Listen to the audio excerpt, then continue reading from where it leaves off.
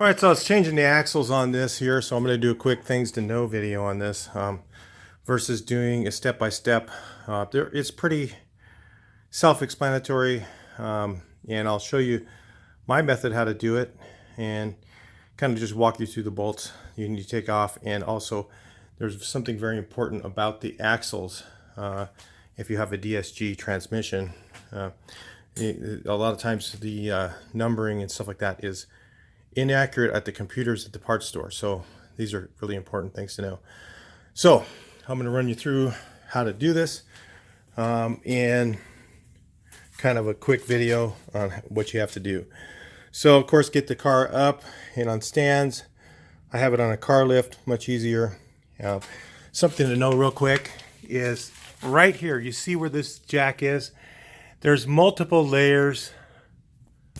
I don't know if you can see, there you go. There's multiple layers of metal right here. This is actually the place, this is your jack point for your car.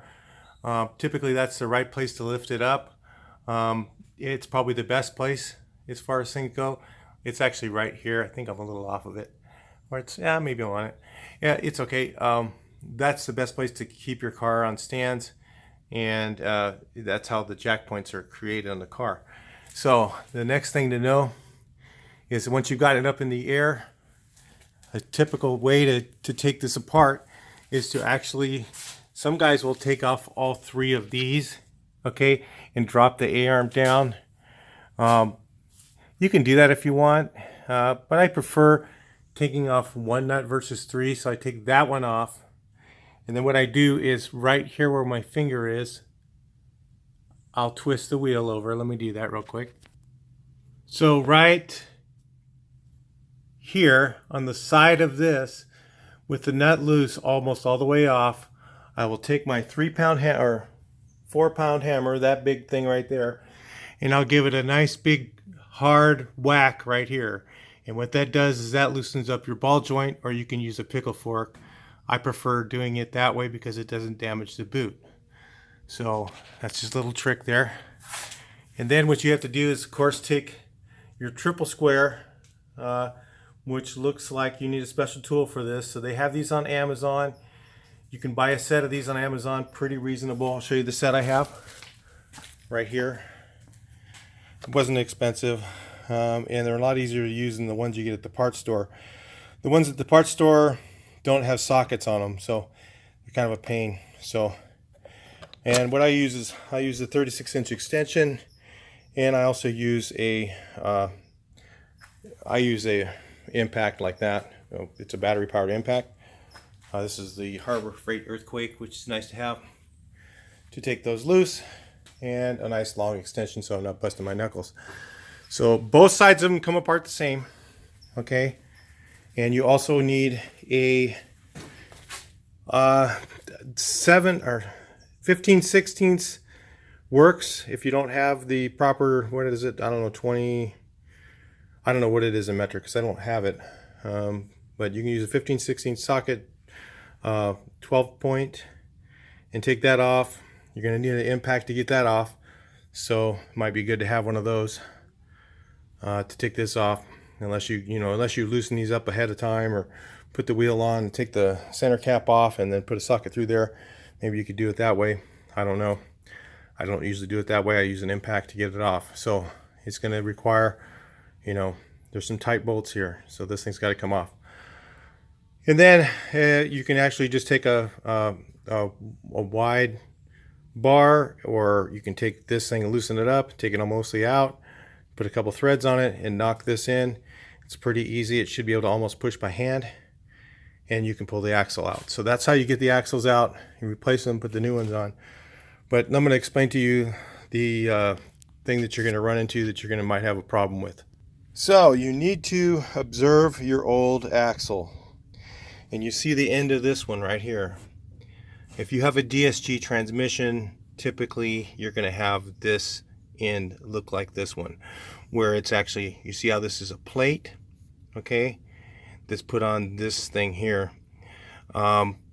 There's this kind here, and then there's the which their numbering system is wrong on most of the computers. So you need to observe when you go to the parts store to pick it up, and you look under your car and make sure that you have this type of a situation. If you have this kind of an axle, if this end looks like this, the numbering system is probably going to be wrong, and when they go to order them, you're going to get the wrong axles.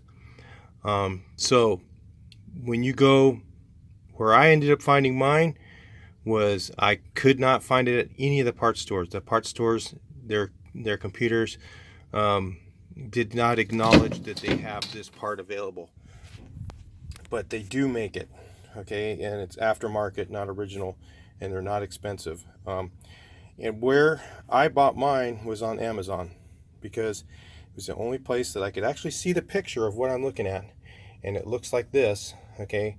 The other one looks really thick like this one. I don't have one here, but it's really thick like this where it bolts on, and that is not the right one if you have the DSG transmission and your axle looks like this. I don't know if there are other DSG transmissions where they don't look like this, but I think they all are the same, because I have I have a 06 and an 09 with DSG, and they both look exactly like this one. So the one that they tried to give me was like this thick, and this whole joint looked different. So you're going to run into that problem probably. So go on Amazon, look up the part number. I forget how I looked it up. Oh, I just went by your make and model on Amazon, and and I believe the same axle for DSG fits from like 2005 and a half all the way up to like 2014, some year like that. I'm not sure on the top end what year it breaks off, but it fits a lot of the same ones, and for some reason the computer does not acknowledge this axle for that car, or it says that they're not available or whatever for the right side.